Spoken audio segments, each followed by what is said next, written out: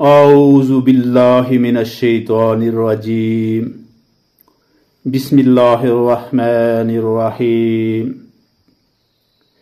وإذ قلتم يا موسى لن نؤمن لك حتى نرى الله جهرة فأخذتكم الصاعقة وأنتم تنظرون ثم بعثناكم من بعد موتكم لعلكم تشكرون وظللنا عليكم الغمام وأنزلنا عليكم المن والسلوى كلوا من طيبات ما رزقناكم وما ظلمونا ولكن كانوا أنفسهم يظلمون.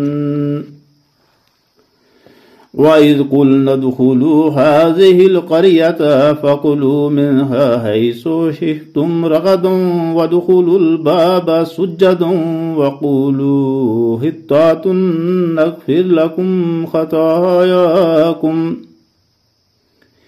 وسنزيد المحسنين. فبدل الذين ظلموا قولا غير الذي قيل لهم فأنزلنا على الذين ظلموا رجزا من السماء بما كانوا يفسقون. وإذ استسقى موسى لقومه فقلنا اضرب بعصاك الحجر فانفجرت منه 12 عينا قد علم كل أناس مشربهم كلوا واشربوا من رزق الله ولا تعصوا في الأرض مفسدين. وإذ قلتم يا موسى لن نصبر على طعام واحد فادع لنا ربك يخرج لنا مما تنبت الأرض من بقلها وكثائها